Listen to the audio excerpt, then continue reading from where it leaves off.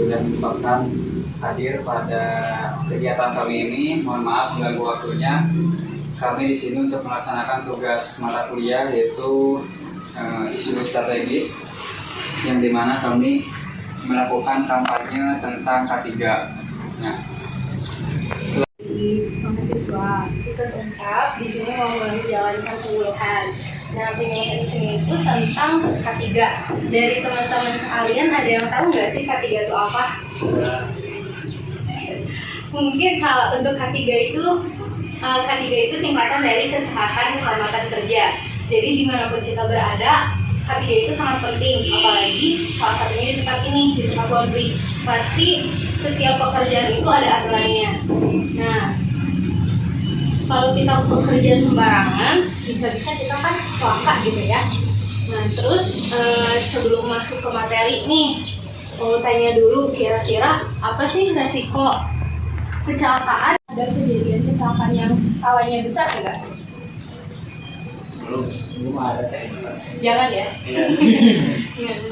Nah, terus kan di sini masih banyak bahaya-bahayanya juga ya teman-teman.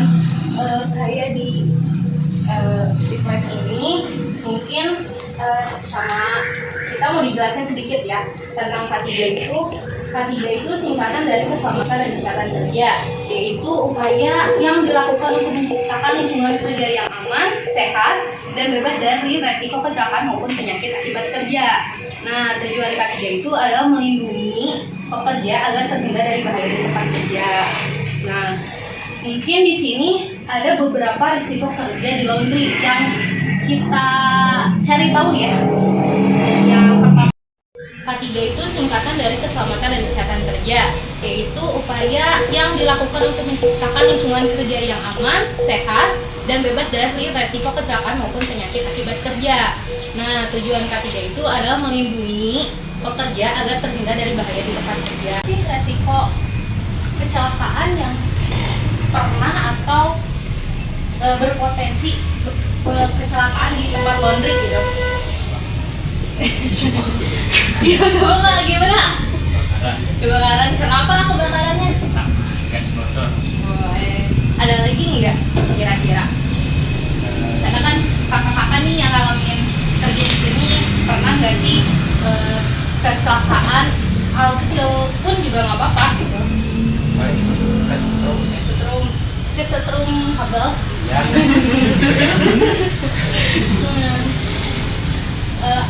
Tapi di sini pernah ada kejadian kecelakaan yang skalanya besar enggak?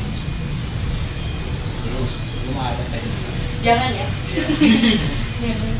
Nah, terus kan di sini masih banyak di laundry ini. Kalau misalnya kitanya nggak apik orangnya, jadi misalnya sabunnya berceceran lah, airnya berceceran, otomatis ada resiko jatuh kan, terjatuh. Nah, yang terakhir yaitu kontaminasi. Kontaminasi ini di mana kayak bakteri, karena kan kita ini karyawan pelanggan tuh yang pertama itu mulai dari bahan kimia pertama kayak deterjen, pemutih, pewangi itu kan bisa bikin iritasi kulit ataupun gangguan pernapasan. Pernah nggak sih atau dari kakak-kakak sekalian ada nggak sih yang punya namanya alergi gitu dari deterjennya? Alergi bahan kimia, jadi kalau kena deterjen tuh panas atau gatal-gatal gitu. Ada aman. Mungkin tentang ergonomi, yang dimana itu postur tubuh, yang dimana misalkan kita mengangkat beban itu terlalu berat, mengangkat pakaian orang lain terlalu berat, itu misalkan sesuai dengan berat badan kita mungkin ya. Misalkan berat badan kita 50, terus kita mengangkat beban yang agak 20 kilo atau 10 kilo, itu sudah tidak ergonomis ya. Terus wajibnya itu misalkan kita beban 50 kilo, terus mengangkat beban tuh minimalnya tuh harus 5 kilo atau 10 kilo dan diberi label jelas. Tadi sudah saya lihat ada ya di dekat mesin cuci itu sudah diberi label yang jelas. Terus simpan bahan jauh dari api atau listrik. Selanjutnya jangan pernah mencampur dua bahan kimia tanpa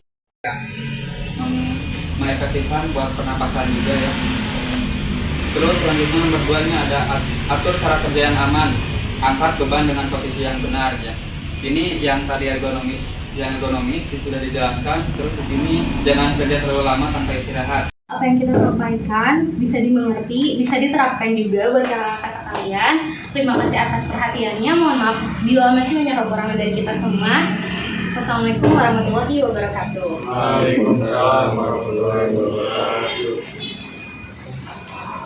Assalamualaikum warahmatullahi wabarakatuh. Halo teman-teman semua. Sekarang saya sedang berada di Jos Laundry Sumedang. Di sini saya akan mewawancarai pemilik usaha Jos Laundry tersebut. Yuk ikutin.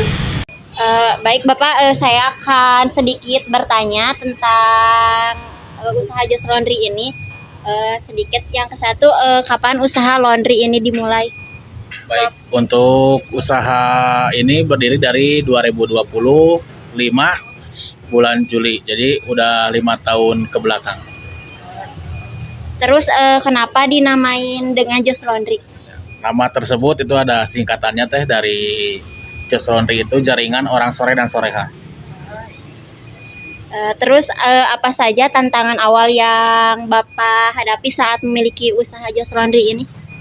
Tantangan yang pertama mungkin kita bersedia di mental aja ya, karena untuk zaman sekarang kan udah zaman modern, tidak mungkin lah orang untuk mencuci pakaian sendiri itu pakai tangan sendiri, makanya kita membuka jasa laundry.